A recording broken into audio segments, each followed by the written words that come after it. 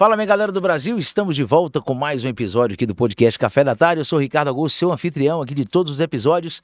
Deixa eu lembrar você, para você se inscrever no nosso canal, já que você gosta do nosso conteúdo, tá? Deixa o joinha, se puder comente e compartilhe com a família. Hoje eu estou recebendo aqui o doutor Ribamar, né? Vamos falar assim, igual eu chamo um colega meu lá no meu setor, chama Ribamar, ele é nutrólogo. Seja bem-vindo aí ao nosso podcast. Obrigado, Ricardo, obrigado. É uma satisfação imensa, né, estar aqui no Café da Tarde, nessa companhia maravilhosa que é o Ricardo aqui. Vamos juntos. Maravilha. E você de qualquer lugar do Brasil já sabe que o nosso podcast aqui tem o apoio da Arte Viva Madeiras, né? Para você que tem chácara, tem sítio, tem rancho, tem fazendas e quer fazer aí a sua placa de identificação, chama a Arte Viva Madeiras e traz a sua ideia e a Arte Viva Madeiras vai transformar em realidade. Também tábua de churrasco personalizada, para uso, para brinde, para você presentear quem você ama, quem você gosta, tá bom? Chama aí, o telefone tá embaixo, tá Instagram, tá tudo. E também Compra Segura Goiânia. Você de qualquer lugar do Brasil queira comprar relógio, não, porque esse relógio meu tá começando a cair do braço aqui, mas roupa você vai encontrar com a Compra Segura Goiânia e vai chegar na sua cidade, você vai ganhar dinheiro. Bom, sem delongas, doutor Ribamar, maravilha, cara, obrigado por ter aceitado o convite de vir aqui bater esse papo com a gente. É uma satisfação a gente vir num programa como o seu para dividir conhecimento, né? Exato. Eu acho que o conhecimento, na verdade a internet, ela gera muito conteúdo, mas às vezes não da forma mais correta. Então tá aqui como um especialista, tirando dúvidas dos ouvintes, eu acho que é muito positivo.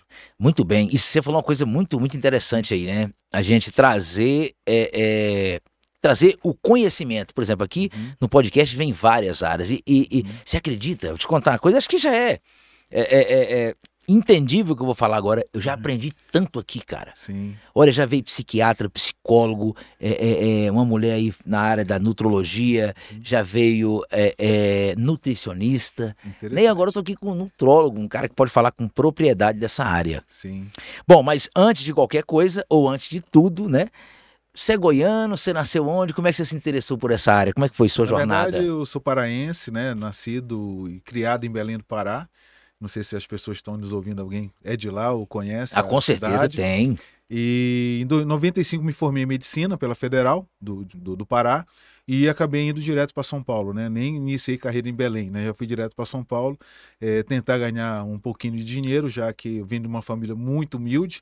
Se não fosse uma federal, não seria médico hoje, com os valores de mensalidade de uma faculdade de medicina, hoje são altos. Então fui lá para São Paulo para ganhar o dinheirinho, fazer os plantões. A carreira do médico começa nos plantões, né? E juntando o dinheirinho, acabei indo fazer uma residência em oftalmologia na Santa Casa de Santos. Engraçado, agora só pegando aqui, mas você já foi fazer residência como nutrólogo? Não, oftalmologista. Só para poder entender. Então a primeira profissão sua não foi nutrologia. Não, vamos falar de especialidade. A especialidade, né? Porque isso. você se forma em medicina. Sim. E a partir daí você pode escolher uma área de atuação. Olha que legal, né? hein? Aí você pode ser um neurologista, pode ser um pediatra, pode ser um ginecologista obstetra. E nesse momento eu fui escolher a oftalmologia. Oftalmologia, ok, né? Vamos embora. Após aí Santos na residência, fui para a USP de Ribeirão, fazer uma pós-graduação, um mestrado na USP, em oftalmologia também, e após disso fixei consultório em São José dos Campos, interior de São Paulo. Né? Um belo momento da vida, reencontrei uma antiga namorada, que era goiana. Era goiana. Né? E acabei vindo para Goiânia. E aqui o que aconteceu? Uma dificuldade muito grande para entrar no mercado, infelizmente aqui a área médica é uma área mais fechada, mais reservada, e com isso eu comecei a ganhar peso. Certo. Né? Bati 120 quilos. Né? E aí eu procurei ajuda, não encontrava profissionais aí que entendessem um pouco mais do meu processo e com isso eu comecei a me interessar na área de nutrologia. Então o interesse pela nutrologia primeiro veio por uma necessidade pessoal minha, que eu queria emagrecer. A partir do momento que eu estudei um pouco mais sobre nutrologia, um pouco mais sobre o equilíbrio bioquímico, hormonal do paciente, apliquei em mim, emagreci. Né? Hoje eu peso 89, 90, e aí eu me apaixonei e falei, cara, eu quero mudar de área, e fui estudar novamente a nutrologia para poder exercer essa profissão, essa especialidade tão bonita que é hoje. E quando acontece isso, que a pessoa vai estudar para mais uma especialidade, o tempo de estudo é o mesmo? Como é que funciona? Varia de área para área. Aí você já pode aproveitar algumas coisas do ano, né? Porque eu formei em 95 e eu mudei de área depois de 15 anos na oftalmologia. Hoje eu tenho quase 30 de formado, né? Então você vai prestar provas, faz o estudo, faz o curso, né? E depois do curso presta provas para tirar o título de especialista, né? Ou seja, o que eu tinha feito na oftalmo eu repeti de novo na nutrologia. Certo. E lá no Pará, quando você, estudando por lá, como é que foi a abordagem dos seus pais? Falar, não, você vai fazer negócio de medicina, isso é muito difícil, isso é pra quem tem dinheiro. Não rolava essas conversas? Não rolava. Na verdade, a minha mãe já era da área da saúde, ela era enfermeira, e ela tinha como sonho ter um filho médico, já que ela não conseguiu realizar o sonho dela, que era ser médica, ela foi enfermeira, então ela já incentivava. E o que eu tinha era que passar numa federal mesmo, eu só não conseguia pagar particular. Tinha que ser federal. Como é uma família muito humilde, minha avó era lavadeira, minha mãe foi empregada doméstica até tirar o curso de enfermagem, a gente era incentivado a estudar. Era o que a gente tinha para ascender socialmente, era estudar. Então sempre foi muito cobrado, eu e meu irmão, desde cedo a estudar, e a gente se dedicou, estudou, conseguimos uma vaga numa universidade federal, né? E a partir daí foi só trabalho, estudo para ir crescendo. Cara, eu fico feliz também vendo a sua história aqui, além de você vir aqui como um nutrólogo hoje conceituado, um dos mais conceituados de Goiânia e do estado de Goiás, e tá passando aí para as pessoas essa sua história, né? Sim. Que é uma história que você tá passando automática, né? Sim. Com certeza tem gente nos assistindo que talvez não só na área de medicina, mas está estudando outras áreas, falando, pô, tá vendo aí, isso eu posso também, né? Sim, se deu certo para mim, pode dar certo para qualquer um, desde que ele seja focado, né? Consistente no que ele quer, tem essa coisa da consistência, aí ele consegue. Primeiro vestibular, por exemplo, eu não passei no primeiro da federal, né? E aí, como eu era muito cobrado em casa, eu resolvi fazer outros vestibulares. Aí passei mais 3, que não era da área médica, né? Eu passei em contabilidade, passei em direito e passei em administração. Aí depois estudei, entrei no cursinho, porque naquela época nós fazíamos o 3º ano do 2º grau. Sim, isso mesmo. Que é antigo, tá me É assim mesmo. Saia da 8ª, que era o ginásio, né? Aí 1º ano, 2º ano, 3º aí formava. É assim mesmo. E aí no 3º fiz a minha primeira tentativa, não consegui. E aí na época tinha vestibular de meio de ano, né? Aí eu passei em mais 3. E aí eu falei, não, agora tô mais confiante para passar na federal. E aí fui estudando e consegui ser aprovado já no 2º vestibular de medicina. Certo. E o fato de Dr. Ribamar estar aqui em Goiânia, já um oftalmologista, por exemplo... Não, nutrólogo. Não, na época.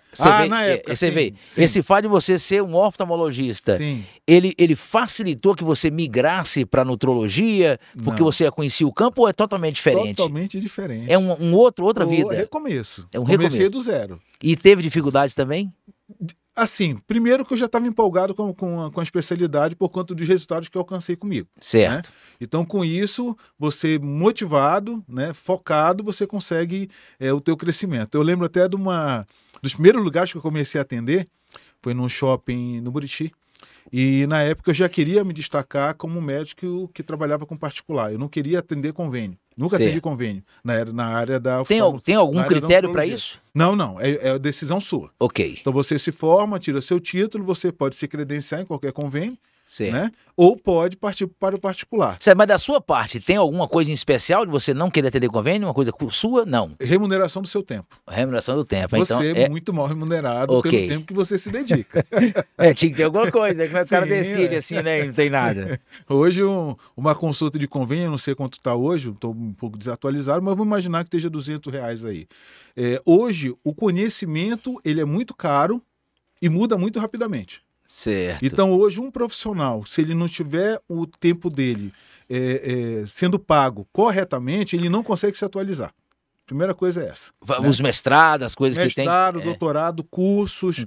Eu lembro... Pós, né? Pós. Na época que eu me formei, em 95, final de 95, início de 96, para você adquirir um conhecimento, você ia até a faculdade de medicina, na biblioteca, solicitava o assunto que você queria estudar, voltava no dia seguinte, a bibliotecária ela selecionava os trabalhos que ela tinha lá, pedia para você xerocar, você devolvia a xerox e ia para casa estudar. Pô, que dificuldade, hein? Hoje está num clique, 96, né? Está um clique. Naquela época não existia internet, né? A internet estava começando.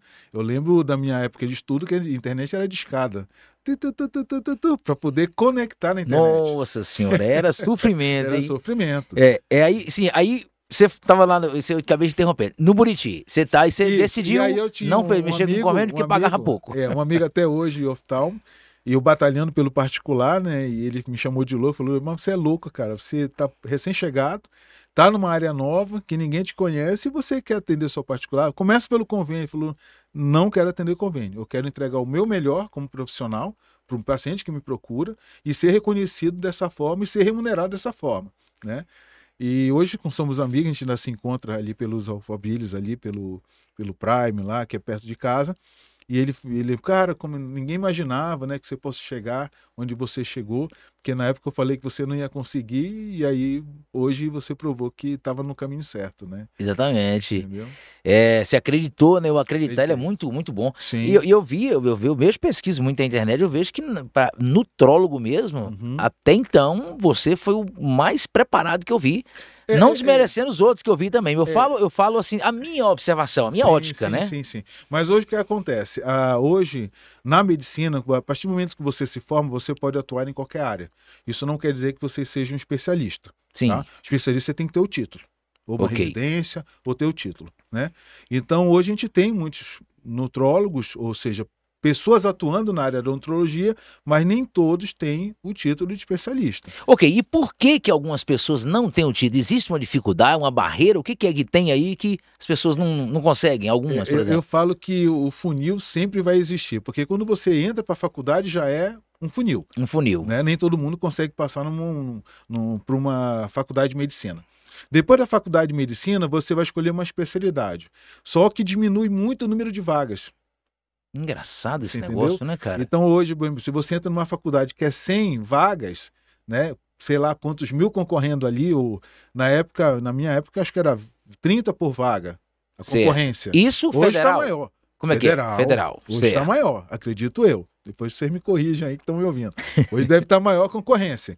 Só que quando você vai para residência, você tem 2, 3 vagas para aquela especialidade em determinado hospital.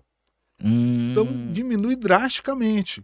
Que às vezes as pessoas tentam, não conseguem, vão ter que começar a ganhar seu dinheiro, então a gente começa a estudar, fazer um curso, uma pós-graduação, para poder atuar naquela área específica que ele tanto quer. E ter a grana, ter o faturamento dele ali, né? Ter a receita, né? Porque senão, como é que a pessoa... dele, exatamente. Mas hoje eu acho que eu tenho bons profissionais, eu acho que prova de título não quer dizer capacidade. Tá? Exatamente, faz todo sentido. Faz todo sentido, né? E eu digo que existe hoje profissionais que eu conheço que não têm o título, mas são excelentes profissionais, entregam bastante resultado para aqueles pacientes que o procuram. A gente tem que atuar em qualquer área da gente, né? Seja na área da medicina, na área da comunicação, pensando no bem comum, né? Sim. Eu acho que se tem alguém trazendo resultado para as pessoas, a gente tem que apoiar, né? Tem que apoiar. Se ele puder respeitar, não é verdade? Tem uma frase que eu digo, pode até não gostar de mim, mas não pode negar o meu resultado. Exatamente. Você contou esse negócio das faculdades federais, eu lembrei de um vídeo que eu vi esse dia. Vídeo até engraçado, rapaz, que a mulher, no domingo, tava tendo a prova do Enem, geralmente eles saem num domingo, né?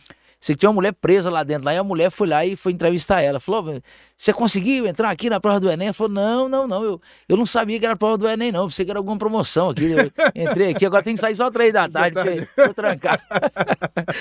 Ai. Doutor Ribamar, mas você tem, na área da nutrologia, você atua na área do emagrecimento, né? Sim. E da hipertrofia. Hipertrofia.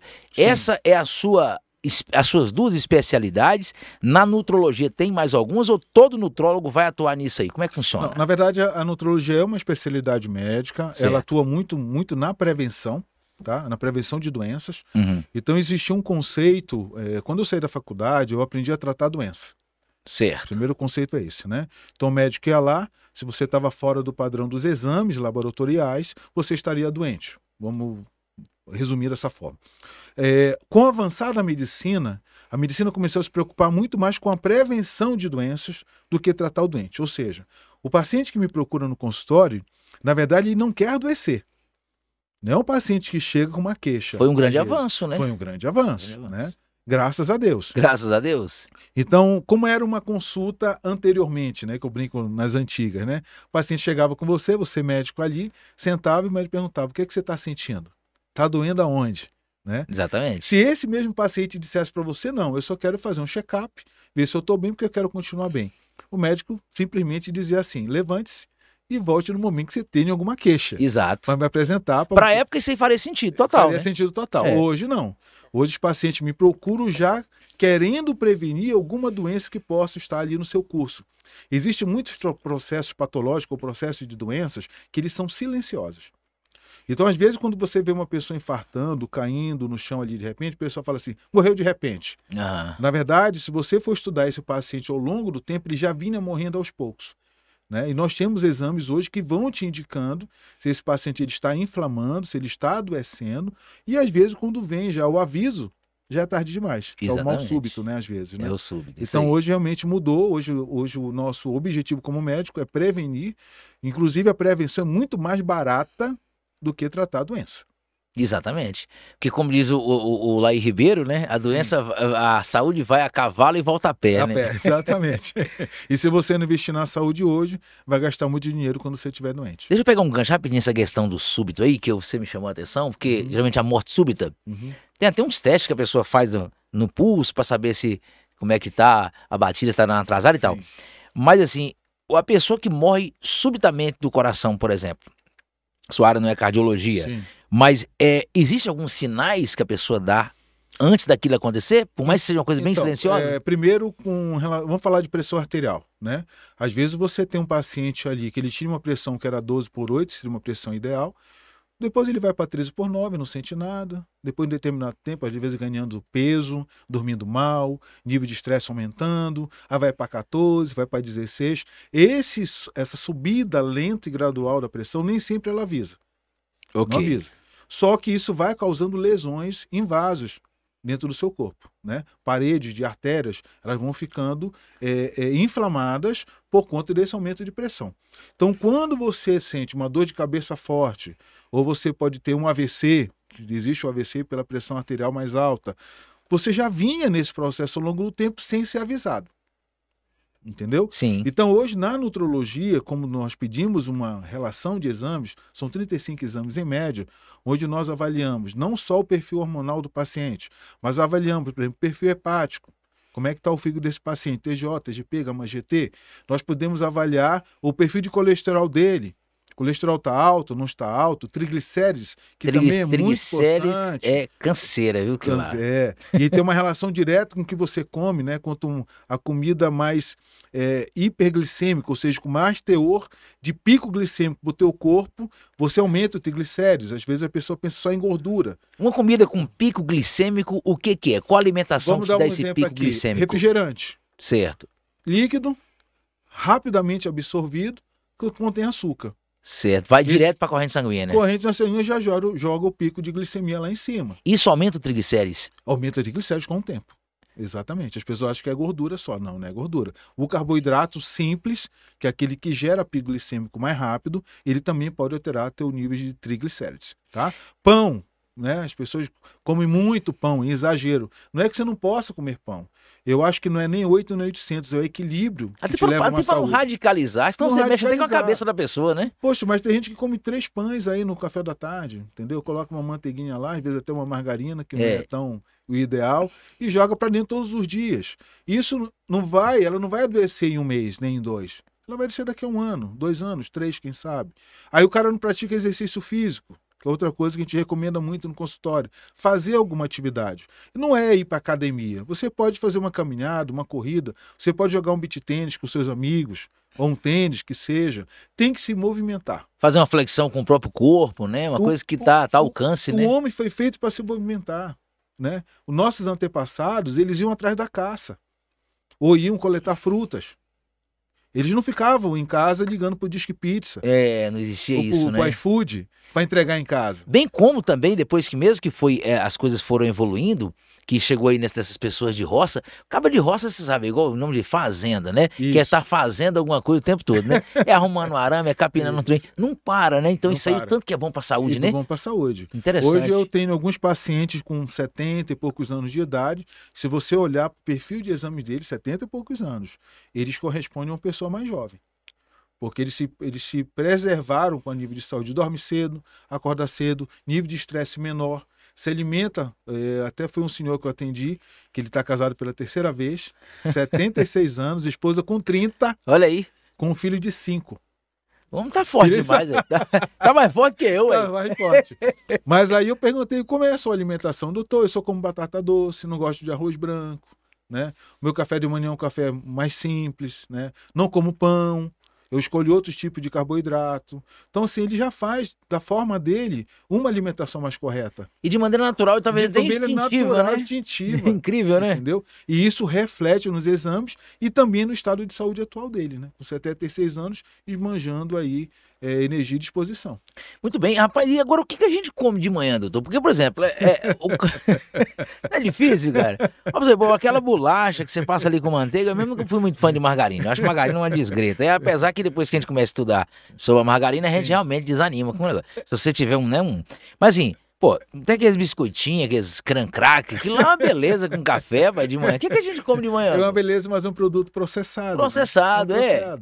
Ele foi feito pela indústria para dar um sabor, por isso você gosta tanto, né? Não, inclusive tem um tempo agora eu não tô comendo mais, que você sabe, depois que você vira a chave com alguns conhecimentos, que é difícil voltar. Sim, voltar. Impossível, né? O cérebro não tem como voltar a ser o mesmo. Mas assim, fica aquela coisa. Mas o que a gente come então de manhã? Primeiro eu quero explicar que a indústria alimentícia ela tem como objetivo te escravizar. Escravizar, né? Então ela vai fazer de tudo para que tenha sabor, né? E que isso gere desejo e você fique consumindo aquele tipo de alimento. Porque é assim que se ganha dinheiro. É a recorrência de consumo. Exatamente. Não é verdade? É. Então, tudo que fica em prateleira por muito tempo e não se deteriora são produtos processados. Então, primeira coisa, gente, que você está me ouvindo aí, fujam de produtos processados. Produtos que fiquem numa prateleira por muito tempo e não estragam. E são produtos que têm ali acidulantes, conservantes, para manter aquele produto por mais tempo consumível. Correto? Certo. Muito bem falado isso aí. Isso aí tem que ter alguém que fale isso aí, porque é a grande realidade, né? Isso. Segundo, leiam o rótulo dos alimentos. Quando vocês forem consumir, leiam rótulos. Tiver nomes estranhos ali, já sabe que não é um produto tão saudável. Consumível. Dá pra consumir, né? Exatamente. Mas respondendo a tua pergunta, café da manhã simples, um café preto. Não precisa ter açúcar. Hoje, o paladar doce, ele é muito conquistado ao longo do tempo. Então, se você começa a comer doce, teu corpo vai se acostumar com o paladar doce. Quando você toma um cafezinho preto ali, amargo, até no início você é doceiro, né? Viciado no açúcar, você pode estranhar. Mas depois, você se adapta ao paladar. É mesmo, cara. Eu vou ter que começar a fazer, porque eu vou tomar café sem açúcar, eu acho um trem ruim demais. Quando o paciente ele está muito viciado no doce, eu peço para ele fazer uma migração. Por exemplo, então eu estou acostumado com café com açúcar. Coloca 2 gotinhas só de adoçante, não deixa nele tão doce, mas também não tão amargo. Certo. Depois você vai acostumando com o sabor mais amargo e depois você migra realmente para o café puro. Porque o adoçante também é uma desgraça. É uma desgraça também, exatamente. Mas é para você ir se adaptando a um novo sabor. É para você tomar raiva. Né? Agora me diga uma coisa, e o açúcar mascavo? Sim, primeira coisa, todos os tipos de açúcar hoje eles vão gerar pico glicêmico. O que você tem em demerara, mascavo, é o processo de fabricação do açúcar. Eu estou usando o demerara lá em casa. Isso, que é mais natural. Mais natural. Mas eles vão gerar pico de glicemia. Sim. Assim como o mel também vai gerar pico. É mais saudável o mel. Mas ele também vai jogar a glicemia para cima. Então o ideal é que você diminua o consumo de açúcar, independente se é mais saudável ou não. Porque o açúcar branco, ele passa por processos químicos para ele ficar branco. Na verdade, o açúcar ele é escuro. Inclusive o mascavo é escurão, né? É escurão. Ele é mais saudável, menos processos químicos. Mas o branco não, ele passa por vários processos para que ele possa ficar branco. Por isso que ele não é tão saudável, tá? Mas isso não quer dizer que você vai encher seu café de açúcar mascavo ou demerara. Certo. Porque esse açúcar também vai gerar pico de glicemia. E o grande segredo é que você tenha uma alimentação que não gere tanto pico glicêmico, porque aumento de glicemia e aumento de insulina no teu corpo gera inflamação para o teu corpo. Por isso que o diabético, quando ele já está no processo de alto teor de açúcar dentro do corpo dele e a insulina muito alta, ele vai perdendo algumas coisas. Por exemplo, um diabético ele não pode operar. Não pode operar? Não pode operar porque ele não consegue cicatrização. Mas em qualquer estágio do diabetes? Qualquer estágio do diabetes. Vou dar um outro exemplo. Um diabetes, por exemplo, se ele for fazer um exame de óculos, e o médico perguntar para ele se é diabético, está controlado ou descontrolado? Descontrolado. Ele pede para ele controlar o pico de açúcar dele, para depois ele voltar para fazer a refração. Porque é uma alteração do cristalino dele com o excesso de açúcar que está girando no corpo dele. Mas que coisa, óculos, hein? Uma coisa simples. Simples, tá? É verdade. E esse paciente diabético, se ele não ficar controlado, ele pode evoluir para uma doença chamada retinopatia diabética. que é quando o fundo do olho lá na retina, ocorre alterações inflamatórias e até hemorragias que podem levar ele à cegueira. E você já ouviu falar também daquele diabético que acabou perdendo um pé. Inclusive, eu já conheço casos, né, de pessoas que... casos. São pessoas que evoluíram, não se trataram. É uma doença triste, né, cara? É triste. Mas é uma doença, sabe quanto tempo leva para uma pessoa se tornar diabética, uma pessoa normal como nós aqui? 10 anos. E 10 anos em péssimos costumes, né? Em péssimos costumes. Então você não adoece da noite para o dia. Uma dúvida que eu vou aproveitar agora, que eu sempre tive, por alguma razão, nunca parei para estudar a fundo. Dizem que tem 2 tipos de diabetes, não é? Sim. É o 1 e o 2. Sim, o 1 e o 2. Esse da alimentação qual que é? O 2. Ele é o 2. É o 2. E o tipo 1? Adquirido. Aquele que a pessoa nasce com diabetes tipo 1, qual é o procedimento? Não, aí é o seguinte, esse paciente já nasce, o pâncreas dele já é um pâncreas defeituoso. Não consegue produzir insulina o suficiente para controlar o nível de glicose Esse dele. tem tratamento? Não, aí ele vai ter que depender da insulina. Insulina. Esse aí realmente tem que tomar insulina. Né, que é a insulina de fora para dentro, que ele aplica todo dia para controlar os níveis. Hoje já tem bomba de insulina, são coisas mais modernas e mais caras, onde dependendo... E é menos invasiva também? Não, ele anda com um aparelhinho aqui do lado, na cintura. Certo. Né? E aí, conforme o pico de glicemia, o aparelho detecta e libera a insulina para controlar o pico de glicemia dele. E agora esse outro, que é o tipo 2, que é adquirido através da vida sedentária, da alimentação ruim e tal, de peso, esse aí é só controlando a alimentação. Só controlando a alimentação. Tem que tirar a glicose, carboidrato. Na verdade, não é tirar. Você pode fazer melhores escolhas. Melhores escolhas, né? Batata doce, mandioca, mandioquinha, batata baroba, uma crepioca. Falou café da manhã. Você pegar ali a tapioca, não sei se você sabe, todo mundo acha que é fitness. A tapioca é um alimento de alta carga glicêmica. É, né? Quando você mistura essa tapioca com uma proteína, uma clara de ovo, ou até um ovo ali, e mistura com a clara e faz naquela frigideirinha, você diminui a carga glicêmica, que a gente chama de crepioca. Agora, por que diminui a carga se continua entrando o mesmo tanto para dentro do organismo? Como é que funciona esse processo lá dentro? Porque a proteína não tem a carga glicêmica do carboidrato. Do carboidrato. Tem menos. Então, quando você mistura uma proteína com carboidrato, você acaba diminuindo essa carga glicêmica do alimento. Entendeu? Vou dar um exemplo aqui para vocês. Eu falei do pão, mas se você comer pão com ovo, você diminui a carga glicêmica. Então, o pão... Tudo que você coloca proteína diminui a carga glicêmica. Pô, que informação bacana, hein? Informação importante, né? Dica, fica a dica. A dica para todo mundo. Agora, hoje, no seu consultório, as pessoas que querem emagrecer, tem muita procura? Procura demais. Hoje, a Organização Mundial de Saúde já... eu não lembro do número exato, mas a obesidade ela vai continuar existindo e aumentando ao longo do tempo nosso, né? Eu não lembro agora para 2025 qual é o número de obesos no mundo, mas vai aumentar, isso já é uma estatística, tá? E isso tem vários fatores, tá? Nós temos aí, por exemplo, acabamos de passar por uma pandemia do Covid.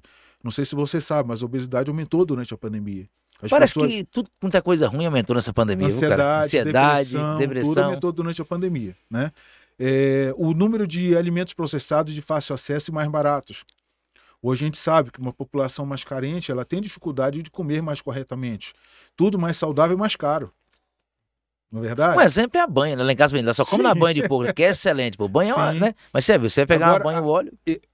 Olha só, uma coisa que vocês têm que ficar atentos, gente. Não é porque é saudável que vocês podem exagerar.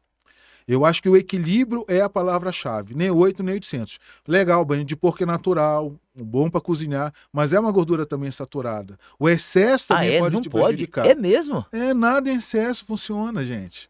Nada em excesso funciona. Eu pensei que banho o cara podia... Não. Nem o óleo de coco também não pode exagerar. Em excesso não. Equilibrado sim. Entendeu? Não adianta você pegar ali um bife, jogar a frigideira cheia de banho e colocar o bife ali dentro para tostar ali. Isso está errado. Mas você pode jogar ali um pouquinho de banha e assar o bife ali, virar e tudo mais até ele ficar pronto. Ok, e Ou seja... Sim, pode ir, por favor. Ou seja, o excesso... Tanto, mesmo que seja saudável, ele vai te prejudicar. Então entra naquele negócio que o que mata não é o remédio, é a dosagem, né? É a dosagem. Eu vou contar só um caso aqui. Pode ficar à vontade, fica à vontade. Que ele chegou no consultório, esse caso foi bem emblemático, e aí eu fui fazer toda a anamnese dele, que ele estava acima do peso, já quase pré-diabético, tá? E eu falei assim, poxa, mas você vai ter que melhorar a sua alimentação. Ele falou, não, doutor, eu já faço uma alimentação saudável. Eu falei, que legal, como é que você come? Eu só como arroz integral. Falei, poxa, que bom, né? Quanto você come de arroz?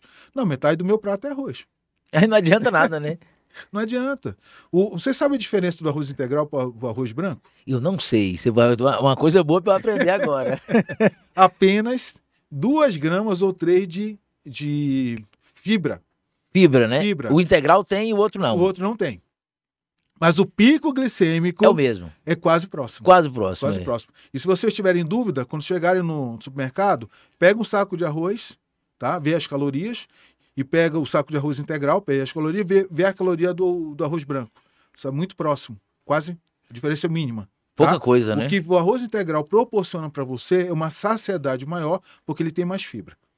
Então isso você fica mais nisso saciado. realmente ele resolve, né? Resolve. Ajuda no emagrecimento. Ajuda. Mas não adianta encher o prato de arroz integral. Entendeu? E dizer que está comendo saudável, que foi o caso desse. Muito senhor. bem, essa ideia é boa que eu fiquei sabendo. Então, e uma pergunta: a gordura do bife, aquela gordura do bife, tem uma dúvida lá em casa, aí minha mulher. Sim. Se eu tiver errado, ela vai até me perdoar. Eu falo que aquela gordura é boa. Aquela gordura é boa ou é ruim? É do gado? Primeira coisa, você precisa de gordura na tua alimentação. Tem que ter, Tá? né? Você tem as gorduras saturadas, as monossaturadas. Você tem que entender um pouco de como misturar essas gorduras para que você tenha uma dieta equilibrada. Nesse caso, aí entra a nutricionista para calcular quanto de gordura você pode comer, baseado na avaliação que ela faz, né? Tanto dos exames como na avaliação corporal, para que você possa alcançar seu objetivo comendo gordura. Então, gente, proteína, carboidrato e gordura tem que estar no seu prato, mas em quantidades diferentes, de acordo com a sua necessidade. Por isso que a nutricionista ela também ajuda o nutrólogo, porque ela consegue fazer esses cálculos e passar para você, né? Então não adianta aquela coisa, são 2 colheres de arroz, 3, será? De repente, para mim, vai ser um volume de arroz, para o Ricardo já vai ser outro, tá? Varia, então, né? Varia. Então o que nós trabalhamos muito no consultório chama individualidade. Então, hoje no meu consultório, eu sou nutrólogo, temos 2 nutrólogos lá, 3 na verdade, eu, a doutora Carla Ferreira e o doutor Tiago, mas temos uma nutricionista, dando todo o suporte para os nossos pacientes. Eu vi você estava anunciando até, parece que uma psiquiatra lá também, não é? Nós temos uma psiquiatra porque alguns pacientes que têm problema de peso, eles precisam de um atendimento também, ou de psicólogo ou de psiquiatra, porque o aumento de peso ele é multifatorial. Multifatorial. Foi bom você entrar nesse negócio aí. Então quer dizer que o aumento de peso ele é multifatorial. Então às vezes tem que ter acompanhamento com um psiquiatra ou um psicólogo. Psicólogo, nutricionista. Porque às vezes a fome é emocional do paciente. Existe a fome emocional, né? Às vezes aquele paciente está comendo por um nível de estresse, por um nível de ansiedade. Então quando a gente detecta isso, a gente já encaminha para uma psiquiatra ou para um psicólogo para que possa em companhia nossa, ou seja, é um atendimento multiprofissional, levar o melhor resultado para aquele paciente. A tal da emoção treinada. Inclusive, Sim. até tem alguns casos de câncer, né? Tem pessoa que tem câncer que o problema Sim. é emocional. Às vezes, alguns anos, perdeu alguém da família. E às vezes trata o câncer e o câncer volta porque ele não curou aquela ferida emocional. Coisa, exatamente, né, cara? Tem alguns trabalhos que mostram até as pessoas que não conseguem jogar as emoções para fora, né? Elas guardam, não tudo com elas, né? Elas podem ter uma chance maior de desenvolver o câncer também. Muito bem. Então, praticamente, o processo de emagrecimento é esse aí, né? Quando chega no consultório, o doutor Ribamar começa a direcionar o paciente por onde? Por onde você começa? Você começa falando o anamnese, né? Querendo saber da história dele de vida. Como é que está a família, como é que está o trabalho, se ele faz atividade, se não faz, se o sono interfere no aumento de peso. Paciente que dorme mal, ele vai ganhar peso, tá? A gente faz a avaliação de todos os hormônios. Hoje, por exemplo, eu te falei de multifatorial. Se o cara tiver com uma tireoide alterada, isso já pode ser um impacto para ele, porque o cara com a tireoide, um hipotireoidismo, ele está mais cansado. O cara mais cansado, ou a pessoa mais cansada, seja homem ou mulher, ele vai procurar alimentos mais calóricos, porque os alimentos mais calóricos são de rápida absorção e geram uma sensação de bem-estar para esse paciente. Se o paciente tiver uma alteração de ACTH, que é um hormônio chamado adrenocorticotrófico, junto com o cortisol, que é o hormônio que a gente conhece muito do hormônio do estresse, se eles estiverem alterados, ele vai gerar um cansaço crônico nesse paciente. Esse paciente, ou seja, todos os dias cansado, ele vai também comer um pouco mais errado. E vai ser muito difícil entrar numa dieta. Porque quando você faz uma restrição calórica nesse paciente, se ele já tiver outras alterações, ele pode se sentir mais cansado ainda. Então, é um paciente que até responde a alguma dieta mais restritiva, mas ele, de 15, 20 dias, é o limite dele. depois ele chuta o balde e ganha peso Cara, de volta. a importância de um profissional preparado, hein? Sim. Porque sim. senão o cara não tem resultado. Não tem resultado. Né? E aí ele se coloca uma culpa. Então você que está me ouvindo aí está acima do peso. Você não é culpado pelo teu processo de ganho de peso. Existiram fatores que te levaram para o ganho de peso. Lembrando que muito do funcionamento do teu corpo se altera com o aumento de peso. Então vamos dar um exemplo aqui. Nós temos um hormônio lá no intestino chamado GLP-1, que é liberado pelas células entéricas. Quando você come, o alimento passa pelo processo digestório e cai lá no intestino. Esse hormônio é liberado pelas células entéricas para avisar para o teu cérebro, chegou comida, diminui a tua alimentação. Quando o paciente ganha peso, ou seja, ele vai aumentando de peso, acumulando mais gordura, esta sinalização, o intestino-cérebro fica prejudicada, o sinal fica mais fraco. Então o paciente ele acaba comendo muito mais do que ele precisa porque essa sinalização está fraca. E tem como arrumar isso? Tem como arrumar isso. Tem como arrumar isso. Outro hormônio, que é a grelina, que é o hormônio da fome. Como é que funciona? A partir do momento que você está se alimentando e está se saciando, é um conjunto, tá, gente? São 9 processos bioquímicos hormonais ocorrendo. Estou dando exemplo de 1 ou 2 aqui para vocês entenderem um pouco. Quanto mais você ganha peso, mais essa grelina deixa de funcionar. Diz assim, já estou alimentado, você vai comer mais. Então o médico, por isso que o médico, nutrólogo, às vezes com um nutricionista do lado, ele consegue entregar um melhor resultado para você. Porque ele vai fazer toda uma avaliação bioquímica hormonal e tentar corrigir através de medicações, ou não, mas a grande maioria vai precisar, para que você possa estabilizar esses hormônios, né, ou esses sinalizadores de fome e saciedade, e aí alcançar o teu resultado. Lembrando, isso é muito sério, obesidade é doença, não tem cura, ela só tem controle. Então, um paciente que já teve excesso de peso, o paciente que já foi obeso, ele vai sempre estar vigilante com o peso dele, porque senão ele volta a ter o reganho de peso. Que coisa. Agora interessante também a questão da obesidade é o seguinte, a obesidade, ela também é uma coisa que já nasce com a pessoa, ou ela é uma coisa adquirida? Não, você pode ter um perfil genético, mas existem gatilhos que vão ativar aquele gene da obesidade. Você pode trazer um gene da obesidade com você. Isso já está provado.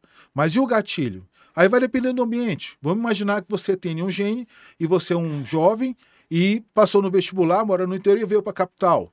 Saiu do ambiente familiar, né, daquela rotina de casa. Da comida da avó. Comida da mãe, da avó, né? Aí chega aqui, às vezes não sabe se virar sozinho, vai começar a pedir fast food. E vai, pizza. Aí já pizza. Fast food de modo geral. Mais rápido, né? O que for rápido, né? Chegou aqui, não tive tempo, estava estudando. Então você já vai começar a ganhar peso, já é um gatilho, né? Que é o ambiente que você está. O ambiente, ele é muito importante, né?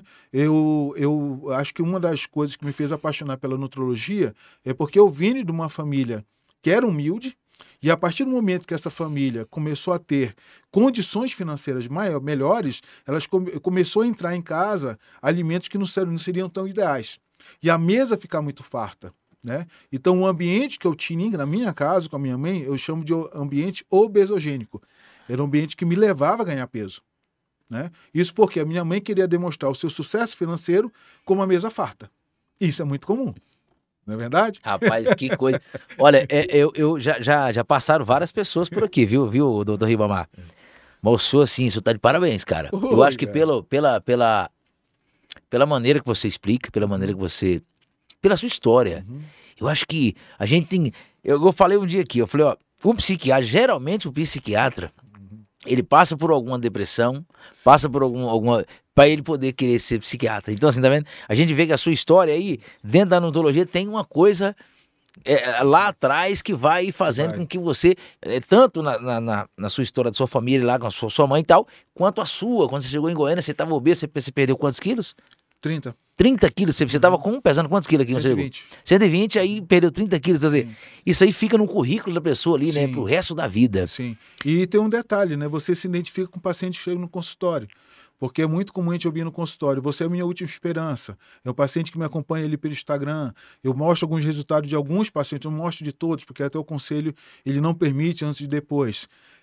E aí esse paciente se inspira e acaba indo. E muitos dos pacientes que chegam, eles chegam com uma culpa. Eu sou relapso, eu não tenho foco, eu sou relaxado, né? Não vou conseguir. E na verdade não é esse o problema. O problema é que ele está com uma doença, essa doença precisa de uma intervenção médica para que ele consiga realmente encontrar o resultado. E tem um detalhe, hein? A manutenção do peso. Porque muitas pessoas até conseguem eliminar peso, mas não conseguem manter. Por isso que a gente fala que na obesidade a vigilância é pro resto da vida. Perdeu a vigilância, voltou para os hábitos anteriores, a tendência de você ter o reganho e ganhar tudo de novo. Uma coisa também bacana é a cirurgia bariátrica. Eu já vi algumas pessoas fazer aquela cirurgia e depois acaba voltando normal. Aquilo ali é uma coisa saudável, aquilo ali dentro do seu conhecimento da nutrologia, com certeza você deve ter navegado aí nessas áreas. Como é que fica essa questão de cirurgia bariátrica? Resolve realmente alguma coisa? Sim, ela resolve. Eu acho que a cirurgia bariátrica ela está dentro do nosso arsenal terapêutico. Eu acho que tem alguns pacientes que vão se beneficiar da bariátrica, mas eu te falo que 80%, não sei se eu estou sendo modesto com 80%, ou 90% dos pacientes com excesso de peso, eles poderiam ser beneficiados primeiro com o tratamento clínico. Primeiro tratamento clínico, que é o que a gente faz no consultório. Avaliar os exames, ver o que está em deficiência, corrigir, suplementar o que está faltando, entrar com algumas medicações. E caso esse paciente não tenha sucesso no tratamento clínico primeiro, aí a gente poderia estar indicando uma bariátrica. Até por uma questão de lógica, né? De lógica, exatamente. Entendeu? Que é muito mais prático, vamos dizer assim, entre aspas, do que sei lá e se abrir e cortar um pedaço do estômago, né? Estômago, exatamente. Uma coisa muito invasiva. Hoje tem algumas técnicas menos invasivas, né, da bariátrica, mas hoje já tive paciente no consultório, já foi até capa do Popular aqui em Goiânia, 184 quilos e nós chegamos até 119. Então esse paciente mudou o estilo de vida dele, começou a treinar, ganhou autoestima, né? Uma das coisas que o paciente muito ganha quando ele emagrece, além da autoestima, é segurança. Ele se sente mais seguro, homens e mulheres. É lógico, evidente, né? Você sabe que até, se você é mulher que está me ouvindo, até a libido de vocês melhoram quando vocês estão mais magras. A mulher acima do peso, ela fica muito insegura, inclusive com o seu parceiro. E já afeta o psicológico já também, afeta né? O psicológico. Ela não quer trocar de roupa na frente do parceiro. Se na hora da noite, do amor lá, da relação pega pra capar. Pega pra capar, ela quer apagar a luz antes de tirar a roupa e deitar na cama, porque ela não se sente segura. E isso interfere, né? O psicológico é muito importante para a mulher, né? Então, isso interfere. O emagrecimento, a importância do emagrecimento, ele vai muito mais além, né? Vai muito mais além. Do que simplesmente entrar na calça, né? Não é só isso. Não é só isso. Os pacientes entendem isso quando eles estão no consultório, dentro do nosso processo. Porque eles começam a entender que melhora a autoestima, melhora a produtividade. O paciente mais magro, equilibrado, não precisa ser mais magro, mas equilibrado, ele produz muito mais, ele trabalha mais, ele tem mais energia e disposição. O paciente com peso, com excesso de peso, ele é mais cansado, sem energia, menos focado. Isso tudo ele consegue adquirir. Isso é interessante que você fala aí, porque o que você faz com a pessoa quando está passando pela anamnese, pela consulta, você acaba fazendo quase uma programação no cérebro dele. Sim, porque depois de uma conversa dessa aí, até eu tô com vontade de emagrecer um pouco mais, velho. Às vezes nem precisa emagrecer, é só de regular. Regular. As coisas que você não estão em níveis adequados, você já consegue melhorar a tua vida, né? Olha, eu fico feliz quando eu vejo profissionais tô falando sério aqui, aproveitar que tá na sua presença, porque assim, eu vejo que a maneira que você conduz traz resultado. Porque todo mundo quer. Ninguém procura um médico sem querer resultado, né, cara? Exatamente. Imagina o tanto que uma pessoa sai frustrado, né? Vai fazer o tratamento com a pessoa. Às vezes a pessoa também não tem o conhecimento, né? Vai só, como diz o próprio Laí Ribeiro, se o seu único instrumento é um martelo, todo problema você pensa que é prego. Não é verdade? Então agora quando você tem um conhecimento aí mais amplo, igual você tem, já vai lá pro lado emocional, vai explicando isso que você acabou de explicar, a pessoa fica mais animado, né? Fala, puxa, cara, tanto benefício que eu vou ter se eu... Então, às vezes, não vai precisar chegar numa cirurgia bariátrica, que é complicada. Não vai chegar. E a hipertrofia? Se quiser pincelar isso, você pode pincelar, depois não entra na hipertrofia. Não, a gente vai falar de hipertrofia, eu queria falar muito sobre os valores, né? Às vezes, muitos pacientes dizem, isso aqui é caro, isso aqui é barato. Eu acho que caro e barato tem muito a ver com o teu interesse em resolver o teu problema. Hoje, de repente, para alguns pacientes é muito mais interessante ele ir para um bom restaurante, um bar, com os amigos e gastar, sei lá, 500, 600, R$1.000, do que às vezes pagar uma consulta para um bom nutrólogo ou para uma equipe multidisciplinar que possa resolver o problema dele. Eu vejo que hoje no ser humano é muito mais o que ele decide para ele, o que é barato, o que é caro, né, que gera esse valor, né? Qual é o valor disto, né? Porque quando meus pacientes estão para ter alta e que eu dou os parabéns, né, e tudo mais, eu falo assim, eu vou virar aqui a página, eu tenho uma bioimpedância, tem um papel onde registro o peso dele, eu falo assim, hoje, né, você está quase de alta, você já investiu um valor considerável aqui no consultório, mas isso que você está sentindo hoje, a tua energia, a tua disposição, a reconquista do teu casamento, porque a frequência de relação sexual começou a aumentar dentro do casamento, já estava um pouco esquecido, a tua produtividade, hoje você está trabalhando melhor, ganhando mais dinheiro. Quanto vale tudo isso? Me dá um valor disso aqui. Ninguém escreve valor. Doutor, não tem valor. Isso é interessante, né? Não é 2 mil, 3 mil, 4 mil. Isso aqui é a minha vida. Minha vida não tem valor. Exatamente. Não tem como colocar preço na minha vida. Você entendeu? Muito forte isso aí. É muito forte. Bacana demais. E eles não colocam. Exatamente. Não, mas coloca o valor aí. Doutor, não tem valor. O que eu sinto, a pessoa que eu sou hoje não tem preço. Bacana, hein? Mas é Muito isso. bacana mesmo. É o que eu tô te falando, tem que ter pessoas igual você no mercado aí para poder incentivar. Mas existe muitos profissionais bons. Claro, Graças sem a Deus. dúvida, sem Graças dúvida. a Deus. E agora com você vindo aqui, vai aparecer mais outros profissionais aí, né? Como já apareceu vários aqui, né? Sim. Mas assim, na área de nutrição, veio também uma nutricionista esse dia, agora veio a Kaisa Marga, gente finíssima, fera também. Sim. E agora você já na área com título de nutrólogo mesmo, para falar até com mais propriedade, né? Eu acho que você tem um respaldo ali no seu CRM, né, e tal. Sim, e a gente... Hipertrofia. Vamos entrar na hipertrofia e também eu quero falar também dos hormônios, né? As pessoas têm muita dúvida com hormônio aí, bioidêntico, aquela coisa toda. Mas o que é hipertrofia mesmo? Hipertrofia, o próprio nome já sinaliza o que é, né? Hiper, de atrofiar, né? Eu estou aumentando a minha massa muscular. Então seria hipertrofia. Hoje, muito comum no consultório, os pacientes primeiro perderem peso, se sentirem melhor, e depois, às vezes, no segundo tempo, em vez de cessar o tratamento, eles partirem para a hipertrofia. Melhorar a composição corporal deles a nível de massa muscular. Tá? Então, hipertrofia, como o próprio nome diz, é hipertrofiar, é aumentar o seu músculo, né? Certo. E as pessoas que... A hipertrofia é geralmente as pessoas que estão em academia que procuram isso?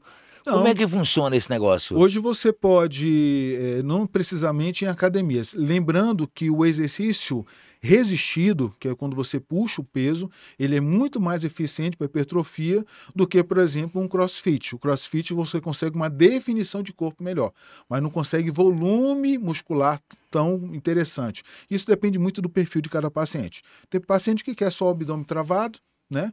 CrossFit pode dar isso para ele, e tem pacientes que querem volume muscular. Esse volume muscular ele pode juntar os dois, tanto o CrossFit como o exercício, a musculação, né? A resistência, a musculação para alcançar o objetivo dele. E tem alguma como se diz a palavra, puxa, me fiz tipo uma restrição, não, mas alguma contraindicação para a questão da hipertrofia?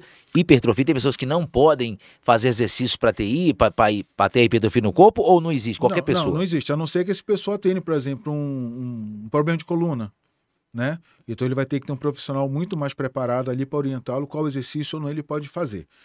Uma coisa que chama hipertrofia, está ligada, é o uso hormonal, que eu sei que você vai me perguntar, eu já vou adiantar a pergunta. Hormônio ou não no momento de hipertrofia? Primeiro, o que é que o hormônio faz para uma pessoa que quer hipertrofiar? Acelera o resultado. Isso todos os estudos mostram, né? Você, quando está hormonizado, ou seja, utilizando níveis hormonais interessantes, você alcança o seu resultado mais rápido. Tem que ter os hormônios específicos, tem que ter os hormônios né? específicos e avaliados a sua necessidade em cima dos exames. Então, nenhum paciente nosso no consultório, ele sai com uma prescrição hormonal sem uma avaliação, tá? Porque, por exemplo, eu atendi recentemente um menino de 18 anos, com a mãe no consultório, e esse menino, ele queria melhorar a massa, estava muito magro, queria melhorar a massa muscular dele, e ele já chegou no consultório com a intenção de pedir um hormônio, pra você ter uma ideia, né? E aí eu já sou macaco velho como diz meu tio, é matriculado. Eu falei assim, ó, antes de falar de hormônio com você, a mãe do lado, falei assim, você está treinando? Quantos dias na semana? Eu treino 3, não é o suficiente.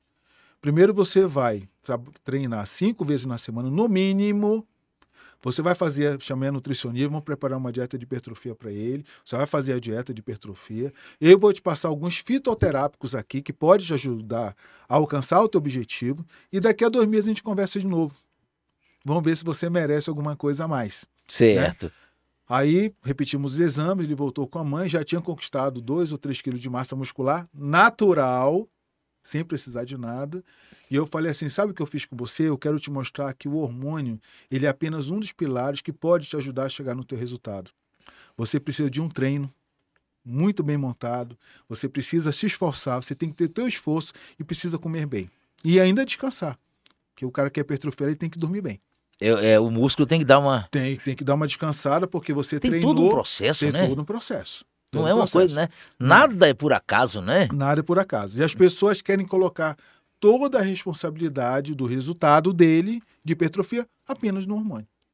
Então hoje, se eu te jogar um hormônio agora no teu corpo aqui, aplicar um injetável aqui em você de hormônio, pedir aqui uma pizza com Coca-Cola, você não vai hipertrofiar. Não É existe. impossível. É impossível. O músculo ele cresce sob estímulo. Tem que ter o estímulo. Vou dar um exemplo aqui. Engessa a tua perna por uma semana. Uma das pernas. Fica só com gesso, né? Depois tira o gesso de uma semana. Você vai ver o quanto de atrofia muscular você vai ter. Porque não houve estímulo. Entendeu? Pô, mas que coisa, hein? Músculo só cresce com estímulo. Tem que ter o exercício. Tá? Agora, claro, avaliando seus exames, você está com níveis hormonais baixos, que vai atrasar o teu resultado, vai contribuir para o não alcance do resultado. Aí a gente repensa, avaliando a saúde do paciente, se existe ou não uma indicação de usar algum hormônio. Mas o hormônio não é milagroso. O hormônio não entrega resultado. O que entrega resultado é a alimentação, treino, descanso, e aí o hormônio pode te dar um resultado melhor, caso ele entre no teu protocolo. Sensacional, rapaz. E a testosterona. Testosterona no homem, as pessoas pensam que é só para ele poder fazer o balacobaco, mas ele tem outras funções, né? A testosterona no homem deixa o homem mais corajoso, ele arrisca mais na vida dele, produz mais, fica mais produtivo, nível de cognição também. Hoje existem alguns trabalhos mostrando que pessoas idosas que por algum motivo não podem fazer uma suplementação ou também não desconhecem dos benefícios, são depressivas. Entendeu? Se você vê, às vezes, um velhinho caminhando ali com uma bengala, você pode ter certeza que, primeiro, ele não fez suplementação quando, caso necessário, da testosterona, e ele perde massa muscular, nós chamamos de sarcopenia, né, que é uma doença da terceira idade, quando esse paciente não consegue manter níveis ideais hormonais, o hormônio cai, a testosterona, e você não consegue manter a tua massa muscular. Então, com isso, você tem dificuldade para manter a tua arcada óssea, né, em pé. Né? Então, você vai precisar de muletas para, pelo menos, caminhar. Tá? Então, hoje, a suplementação de testosterona ela é indicada em pessoas de mais idade, claro, depois de uma avaliação muito bem feita, bioquimicamente. Existe realmente hormônio bioidêntico e hormônio sintético? Tá, algumas pessoas falam que isso é mito, não sei o quê, mas como é que é isso aí? Tá. Eu primeiro, antes até dessa pergunta, eu vou me fazer uma outra pergunta. Se a testosterona causa câncer ou não. Ah, sim, certo. Isso é um dos mitos que tem na medicina. As pessoas que suplementam, né? Isso. Né? Existe um mito na medicina, que antigamente, né, um mito que foi lá de 1938, 40. Um médico americano, ele fez um trabalho onde ele pegou 8 homens, tá? Todos eles já tinham câncer de próstata com metástase. Primeira relevância. Com metástase, não era? Metástase, já estava caminhando. Uma parte desses homens ele deu hormônio feminino, que é o estradiol, outra parte ele castrou, tirou o testículo, e outra parte ele deu o cipionato de testosterona, se eu não me falha a memória. E aí ele viu que nos homens castrados e nos homens que receberam o hormônio feminino, houve uma pequena regressão do tumor. E os homens que receberam a testosterona acabaram tendo um pequeno aumento do tumor. E nesse trabalho ele concluiu que a testosterona podia causar o câncer. Só que esses homens já tinham câncer. Ah, então a informação foi distorcida, né? Distorcida, exatamente. E isso é muito... Vocês têm que ter muito cuidado. Ainda mais hoje em dia, né? Hoje em dia. Informação para todo lado. E esse mito perpetuou dentro da medicina por muitos e muitos anos. Até que em 2006, Abraham Morgenthaler, vocês podem seguir aí, Abraham Morgenthaler, ele trabalha na urologia de Harvard, uma das melhores universidades americanas, através de trabalhos científicos, quebrou o mito. Provou que isso aí era mentira. Que isso era mentira. Na verdade, desde o início, né? Já era mentira. Propagaram, ninguém sabe nem por qual fundamento, né? Exatamente. Vou contar uma outra história aqui para vocês, das mulheres. Vamos falar de hormônios das mulheres. Qual foi o trabalho que jogou para a comunidade médica que o hormônio causava câncer nas mulheres? Então vamos lá. Foi um WHI, o nome do trabalho, estudo WHI. tá? Foi desenvolvido por 5 anos. Essas mulheres receberam suplementação hormonal, mulheres já estavam na menopausa, e depois de 5 anos o estudo foi interrompido. Por que interromperam? Porque as mulheres começaram a morrer com a suplementação hormonal. AVC, câncer de mama, etc. E aí o trabalho, vamos interromper, porque tem muita gente morrendo, e vamos concluir que realmente o hormônio causa câncer. Beleza. Quando você vai ler o estudo, tá? E por isso que a importância de ir atrás, né, de onde veio isso, né? Qual foi a fonte disso aqui? Ler e entender, né? Ler e entender. Você lá, eu até mostro para meus pacientes, quando você vai na bula do produto que foi utilizado, vocês podem fazer a prova aí, Premarin, tá? É um contraceptivo que existe hoje, ainda existe hoje nas farmácias, Premarin. E você vai ler lá na bula de que é feito o Premarin. Então vai estar escrito lá que o Premarin ele é um estradiol, tá? Natural, tá? Coletado de éguas prenhas. Então, como ele vem do animal, eles consideram natural. Certo. Mas seja, deram hormônios de égua para mulheres por 5 anos. E essas mulheres tiveram efeitos colaterais e concluíram que o hormônio causava câncer. E aí entra com a resposta do bioidêntico. O que é que a medicina fez? Ela começou a imitar a molécula do hormônio que você já tinha dentro do próprio corpo, né? Só de forma sintética. Mas os hormônios, eles têm uma estrutura molecular que pode ser modificada para potencializar o resultado desse hormônio. Então, por exemplo, quando você usa uma testosterona bioidêntica, é uma estrutura molecular. Quando você usa um cipionato de testosterona, é uma outra testosterona que foi mudada a estrutura molecular dela para ela ter uma meia-vida maior. Tá? Então muda a meia-vida. Então, enquanto um gel de testosterona bioidêntica ou isomolecular... vai depender de cada um aí, que possa... Da linguagem que ele entende, linguagem né? que entenda. Aí você coloca, ele só dura 24 horas. Um cipionato de testosterona, por conta da mudança da estrutura molecular, pode durar até 10 dias no corpo. Você entendeu? E isso que é feito os anabólicos. Então, os anabólicos mudam os ésteres, né? E aí cada éster tem sua meia-vida. Então, tem hormônio que dura 3 dias, tem hormônio que dura 5, dura 10, tem hormônio que dura 15. Você entendeu? Porque mudaram... É aí que está o diferencial, molecular. né? Aí que está o diferencial. Então, primeiro, hormônio bioidêntico é hormônio. Esse é melhor, esse é pior. É tudo hormônio, tá? Tudo é feito de testosterona. Apenas ele tem uma estrutura molecular mais próxima daquilo que você produz. Certo. Correto? Mas é hormônio, tá? Aham. Ou seja, se você... a gente vai voltar naquela discussão nossa, né? Porque é saudável, Sim. que você vai exagerar. Porque mesmo um bioidêntico, ele pode trazer efeitos colaterais. Por isso é que tem, por isso é a importância da avaliação com o profissional para Sim. poder fazer toda... Sim. Porque a pessoa quando vai lá no consultório de nutrologia, falar com um profissional, vai ser medido ali a taxa de testosterona. Tem a questão da idade também, né? Sim. Qualquer idade pode tomar. Geralmente Não, começa a cair depois dos 30, né? 30, 40 anos começa a cair. Eu não lembro agora qual a porcentagem por ano que começa a cair, mas faz parte do envelhecimento feminino e masculino. Nas mulheres, a testosterona ela é fabricada tanto a nível de suprarrenal como nos ovários. Então, a mulher que entra na menopausa, ela deixa também de fabricar testosterona. E o homem depende muito do estilo de vida dele.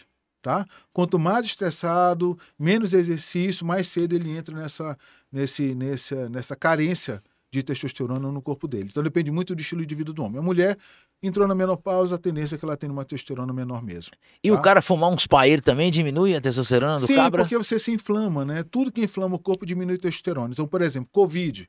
O cara pós-Covid está mais cansado, sem energia, e você vai olhar a testosterona dele caiu. Mas que coisa, hein? Exatamente. Eita. Todo o processo inflamatório diminui testosterona. Esse trem ruim para acontecer com a pessoa é que é vários meios, né? Diabético, inflamado, diminui testosterona. Obeso, inflamado, diminui testosterona. Processo inflamatório diminui testosterona. Olha, acho que nós dá para falar aqui umas 3 horas, então quase 1 hora, então. 1 hora.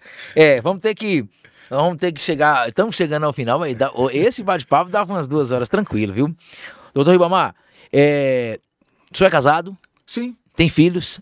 Tenho 3 do primeiro casamento. Algum tá indo pro ramo Não escolheram ainda, porque eu casei bem tarde, e aí eu fui pai aos 50. Aos 50? Aos 50. Então, eu tenho Mas você tem mais de 50? Tenho 60. Desde conversa, rapaz. Eu vou mexer com esse negócio de nutrologia, eu vou ter que me informar nesse trem. Tem alguma religião? Eu sou católico. É católico? Católico. Mas respeito todas, eu acho que o que importa é a fé de cada pessoa, né?